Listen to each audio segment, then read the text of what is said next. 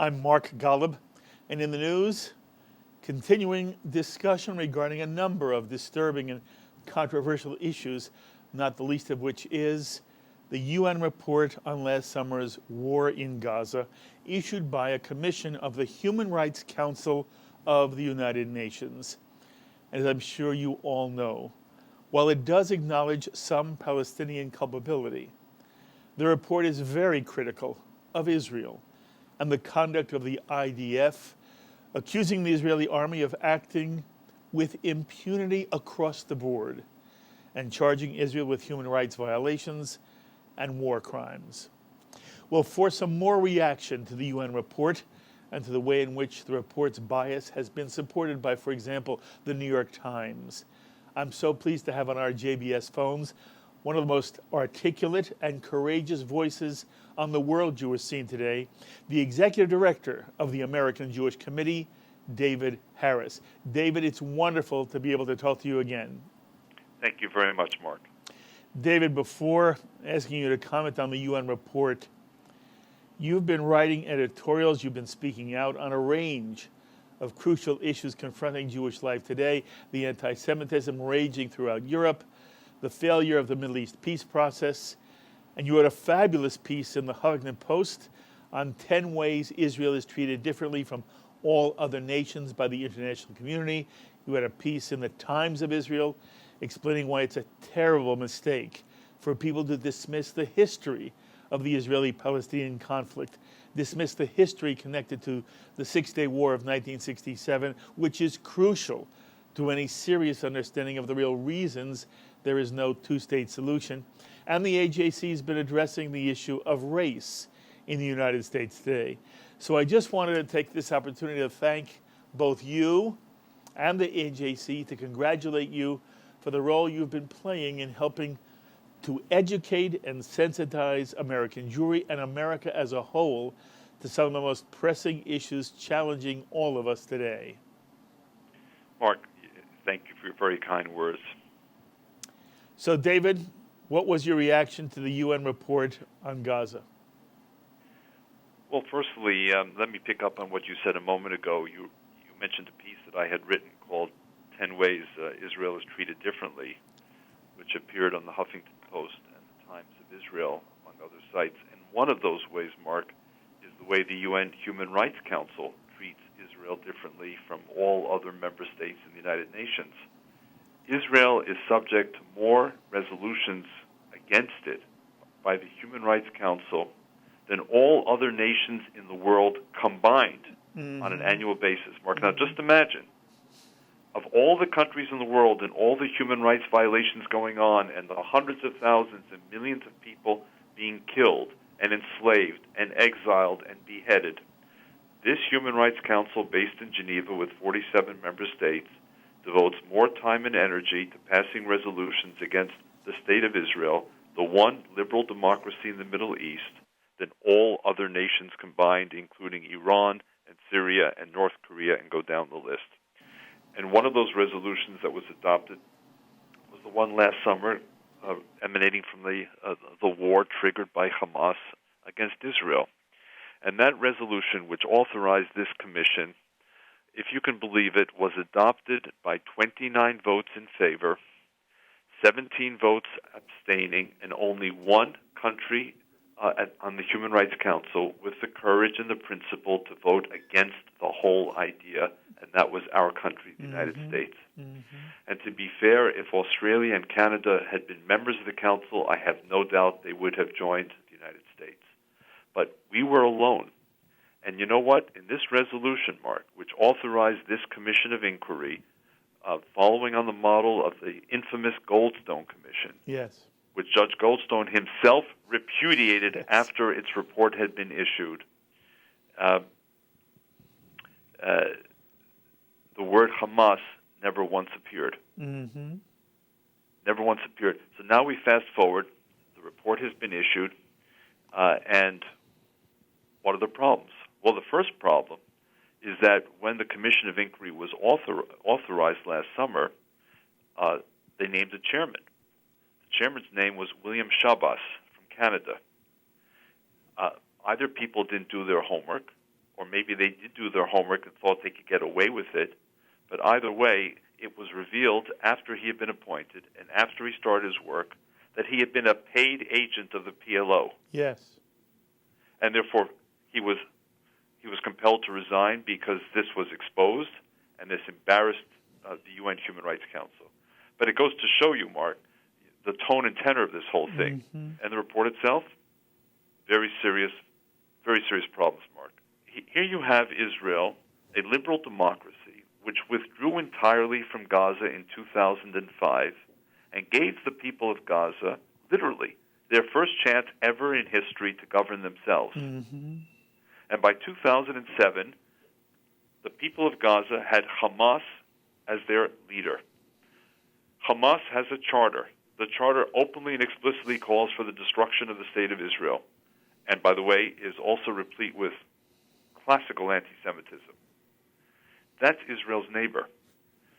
First, the report calls Israel the occupying power of Gaza, yes, or words to that effect. Yes. Well, how can it be the occupying power of Gaza if it withdrew lock, stock, and barrel in 2005 from Gaza and gave it its first chance to govern itself? So that's number one. Number two, at best, there's this kind of moral equivalence. Well, these two guys were fighting each other, and, as we look, Israel committed these crimes, and maybe Hamas, no, I'm sorry, they don't use the word Hamas. No, they don't. Maybe the other side used some things they shouldn't have done, although, by the way, they built tunnels, but we're not sure exactly why they built tunnels, the report suggests. Well, wait a second. Have you lost all sense of clarity? You mean to tell me that the investigators could not or would not distinguish between a state that had left Gaza to its own destiny and Gaza ruled by Hamas, which turned around and built tunnels for the purpose of killing and kidnapping and fires missiles and rockets with the purpose of trying to terrorize and kill Israelis, and you can't make a distinction between one and the other? Mm-hmm. And, of course, the other really disturbing piece of this, Mark, is the fact that Israel was faced with an impossible military challenge. And, by the way, it's not just Israel. More and more the United States and other countries fighting radical Islam and terror groups are facing the exact same challenge. Yes. It's called asymmetrical warfare, where the other side, the terrorist group, whether it's Hamas or whether it's Boko Haram or whether it's Hezbollah, uses civilians, hide behind civilians, uses civilian facilities, schools, mosques, hospitals, homes, in order to wage the fight. And we're now asking, in this case Israel, or in another situation, Mark, the United States, to follow the rules of warfare, to follow international humanitarian law, and to ignore the fact that the other side is essentially inviting you to inflict damage on civilians. And then once you do inflict damage on civilians, however unintentionally, you're accused of war crimes. Mm-hmm. That's the situation Israel faces. Mm-hmm. David, when you give this thought, and I don't know where you do your most, I don't know if it's in the shower, whether you're driving somewhere, but you're all alone and things are mulling through your mind. What do you find is the reason that there are people who are willing to write a report like this and say, for example, yes, tunnels were built, but we don't know the reason why? Why is there such a difficult time for people to see with the kind of clarity? You use the word clarity, David. Why is there not more clarity throughout certainly the Western world and the civilized world in seeing the way in which this conflict is in reality? Why is there such what I would call an anti-Israel bias here? Because what's desperately needed now, Mark, in this case, but more broadly as well, is moral courage and clarity. And instead, too often what we're getting is political expediency and moral fog. That's the essential problem. And David, if someone were to say to you, David Harris, it's because the world has a fundamental anti-Semitic bias, that it's bigger than an anti-Israel bias, and that what you have here is the beginnings, once again, the emergence, the resurgence of a virulent worldwide epidemic of anti-Semitism. What would you say to that? I would say that we always have to be fully conscious of the fact that Israel is treated differently, and in that piece you referred to, I speak about 10 different ways in which it's treated differently. And is it possible that it's treated differently because it's the only Jewish majority nation in the world? I certainly don't exclude it, Mark. Mm-hmm. But let me add another point. Because for these nations, there's no cost to the way they behave. There's no cost to the way they vote. Because Israel, at the end of the day, is one tiny nation. Thank goodness it has the support of the United States. And we need to keep that support strong and bipartisan at all times, Mark, at all times. Mm-hmm. But there's no cost. So even the otherwise good, decent countries who privately tell us at AJC, we know this is absurd. We know this is unfair. We know this is unbalanced. Nonetheless, for reasons of economic expediency, energy expediency, political expediency, demographic expediency, electoral expediency, for any or all of those reasons, Mark, they say, you know what, don't pay a lot of attention to how we vote, but we're doing it for one of those reasons. Mm-hmm. What's the cost to Israel by their adopting these policies and by their silence? What's the cost to Israel, David? The truth of the matter is that the cost to Israel is mostly in its image and its reputation. Yes. But those who know Israel know very well that these things are completely outrageous. By the way, Mark, it's not to say that Israel can't make a mistake. Of course. My goodness, our beloved United States has made more than its share of mistakes over time, but I wouldn't trade it for any other country on earth. And the same I would say about Israel. So, of course, and we're not saying, therefore, Israel should never be scrutinized. Every country should be scrutinized.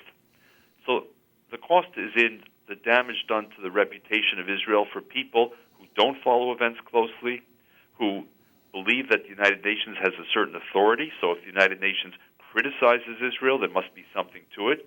But may I tell you who suffers the real cost? Who? The real cost is not suffered by Israel, and it's not suffered by you and me.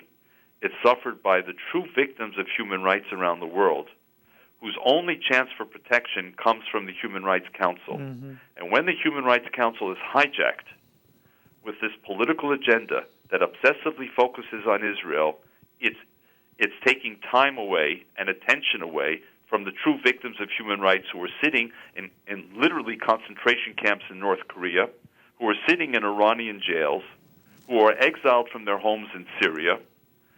Those are the victims.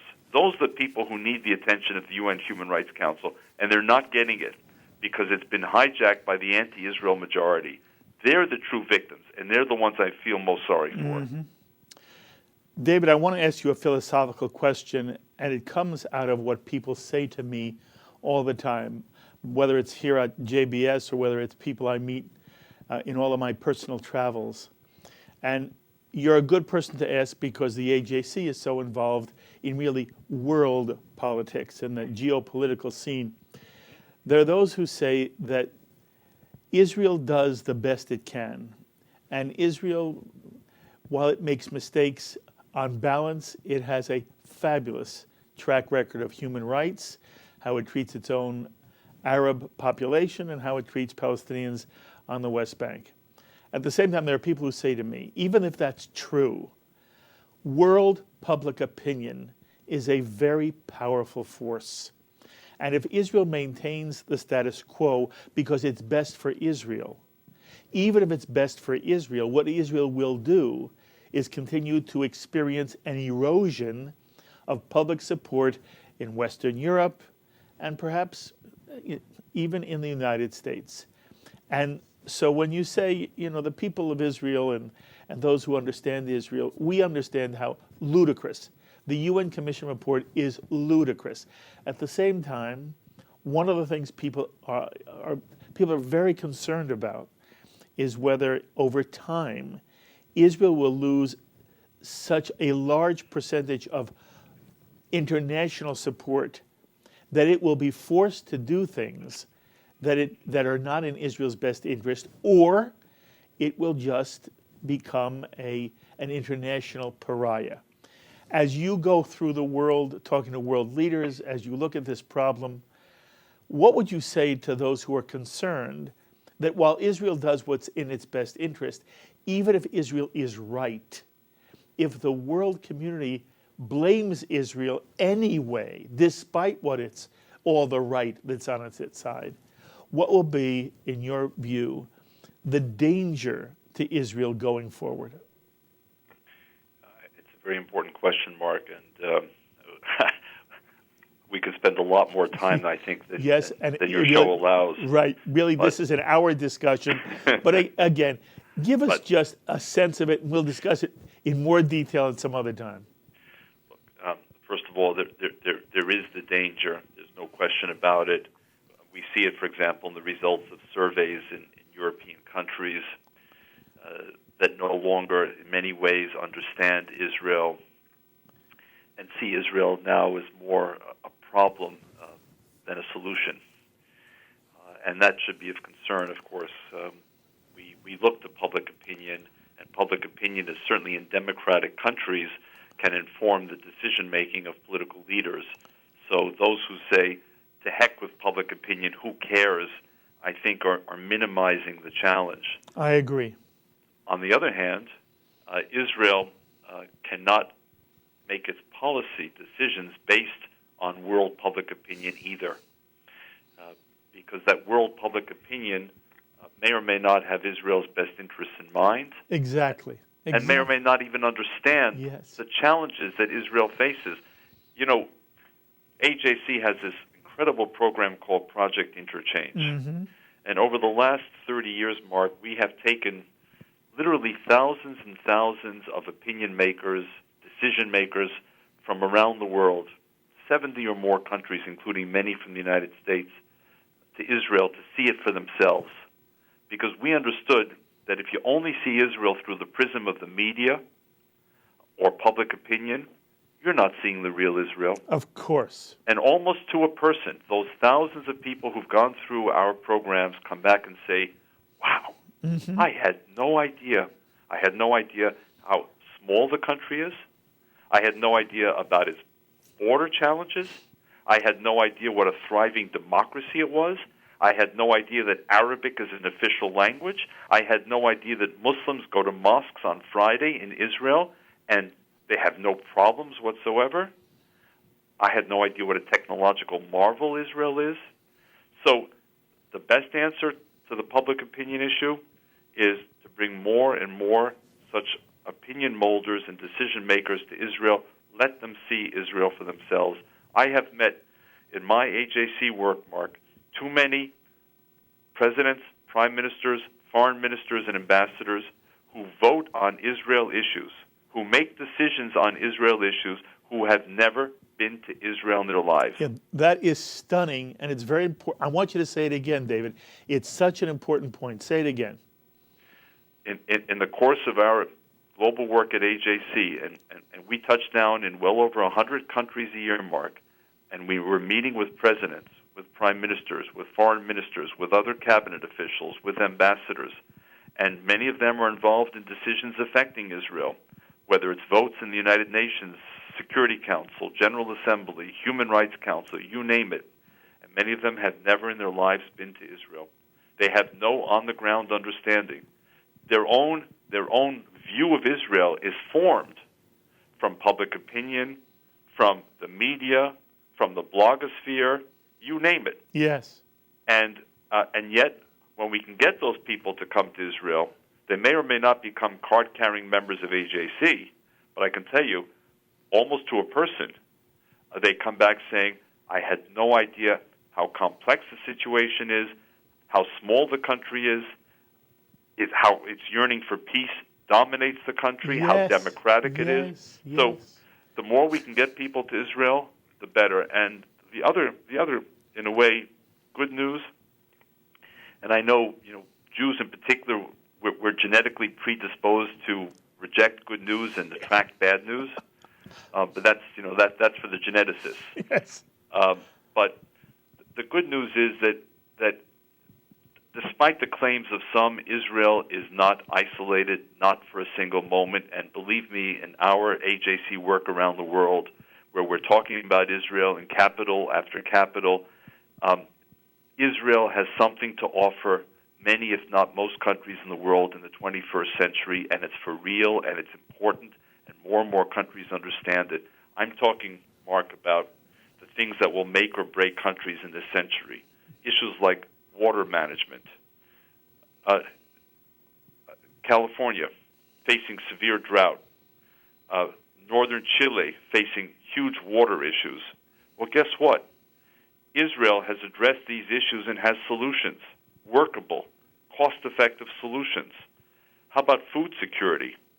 Here's an arid country that has figured out how to grow fruits and vegetables and even export them. So many countries, Mark, desperately need, especially in the world of climate change, they need to understand that technology and acquire it. How about cybersecurity? The Office of Personnel Management in the White House, we're told, has now lost up to 4 million files to Chinese government hackers. And that's only the beginning of the kind of cyber threats we're facing in the 21st century. Who's the world leader in cybersecurity? Israel's a world leader in cybersecurity. How about knowledge, innovation, entrepreneurship? If countries don't keep moving ahead in these areas, they're going to become laggards, they're going to fall behind, and they may fail. What I'm saying, Mark, is in so many areas, Israel has value added. And I'm seeing more and more in our AJC discussions in capitals around the world, it's less and less about the UN issues, it's less and less about the settlements issue, and it's more and more about what can Israel do for us. And that kind of changing conversation, of course, doesn't alter the fact that Israel has not achieved peace. And we hope and pray that one day and one day soon there will be peace. Peace based on a two-state agreement, peace with enduring security guarantees for Israel, peace that will allow that part of the Middle East to begin to flourish. But in the meantime, I don't buy this isolation of Israel. Israel has too much to offer the world, and more in the world, in Asia, Africa, Latin America, and Europe, have figured it out. And we see it in all of the AJC meetings that we have around the world, Mark. That is just wonderful, David. And I wish I could just, sort of take the last comments you've made and just spread them everywhere. Beautifully said. Listen, I only have a couple more minutes with you, but I can't have you on without asking you if you have any reaction to the flap over Michael Oren's new book, Ally. And there are some people who feel he has been brutal in his criticism of President Obama. And at the same time, there are people who are now critical of the ambassador, former Ambassador Oren, both for the timing of the book, and some have suggested that what he writes about simply isn't true. Do you have? I don't know how much time you've had personally with the book. I know you've seen the controversy. David, do you have any reaction at all to this entire flap?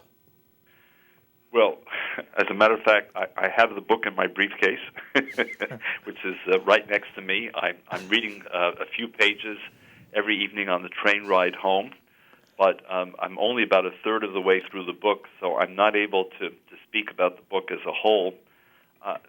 If I may, though, since I'm following, obviously, the discussion and the controversy, I would just like to make a couple of perhaps obvious points, but I think we need to be reminded of them.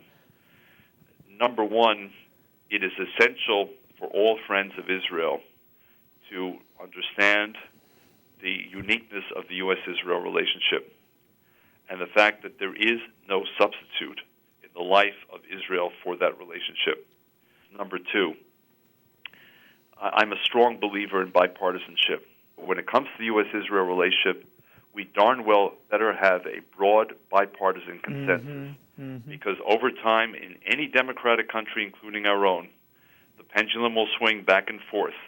And those people who have all of their marbles in one party or the other are going to find that sooner or later they're going to be on the outs for 4 years, 8 years, 12 years. And that brings me to the final point, Mark, which reinforces that. I'm old enough to remember 1973, the Yom Kippur War. By the way, knowing you, my friend, so are you. Yes. You're old enough for that, yes, too. Absolutely. And, you know, when Israel was caught by surprise and the war was longer and even more difficult and dangerous than might have been expected, Israel needed resupply from the United States. No other country would resupply Israel. And it came down to the decision of one man in the White House, and his name was Richard Nixon. Yes. Now, Richard Nixon was not wildly popular among American Jews, and many had voted against him and worked against him. But for the nonpartisans like ourselves, it was not a matter of whether we liked Republicans or didn't like Republicans. We had understood you have one man in the White House, you can't foresee world events, but when those world events happen, you better have a line to that president, and you better hope and pray that he or she makes the right decision. Absolutely. And Richard Nixon, to his credit, made the right decision and resupplied Israel. Now, fast forward from 1973 to 2014. Hamas triggers a war with Israel. Thank God for the Iron Dome system, a brilliant system of Israeli genius and American essential support. Israel needs additional Iron Dome funding and assistance. It goes to the U.S. Congress. The U.S. Congress almost unanimously passes it in both houses. It goes to the President of the United States for signature, Mark. President Obama could have delayed signature. He could have sent it back to Congress, but he signed it. He signed it. Now, I suspect that many of the people who like Richard Nixon do not like President Obama. And many of the people who like President Obama did not like President Nixon. But my point is that those of us who are active as friends of the U.S.-Israel relationship must keep aside partisanship, because there will come the day when Richard Nixon is in the White House, and there will come the day when Barack Obama is in the White House. And we, the pro-Israel community in the United States, better have access and lines of communication to both. So this book will be read, it will be reviewed, it will be discussed and debated. But there are much more enduring issues that emanate from the discussion around the book, and that's what I'm trying to stress. Yes. The uniqueness of U.S.-Israel relationship, the importance of bipartisanship, and the necessity of keeping open lines of communication, whoever is in power in the White House and whoever is in power in Congress. David Harris, you are just terrific, and it is so wonderful to be able to share your thoughts, and you've been a wonderful friend to me and to JBS. I've got to get you in studio where we can talk for a full hour about some of the issues you've touched on, and by then maybe you will have finished the book and we'll have something more to say about it. But everything you say is so important for us to hear. You keep writing, you keep speaking, kol tuv v'hatzlacha, and I'll keep chasing you. Thank you very much, David. Thanks so much, Mark. And to your viewers, AJC Global for our Twitter and Facebook accounts, please follow us. We certainly will. Thank you, David. Bye-bye, Mark. Be well. David Harris, Executive Director of the American Jewish Committee. And again, you never have to agree or disagree with any individual who we present to you. What we're trying to do is, as I said to David earlier, we are trying to educate and sensitize as much as we can, all of us, to the issues that are so critical for Jews to address and for America to address. We hope that JBS contributes mightily to your own understanding and enhances your own sensitivity. My thanks, as always, to our director, Sloan Copeland, fabulous job, and to Serge Goldberg, our production coordinator, fabulous job. Also, my thanks to Associate Director of JBS, Dara Golub, and to our producer on this edition of In the News, Carol Lilienthal. Until the next time, I'm Mark Golub. Be well, my friends.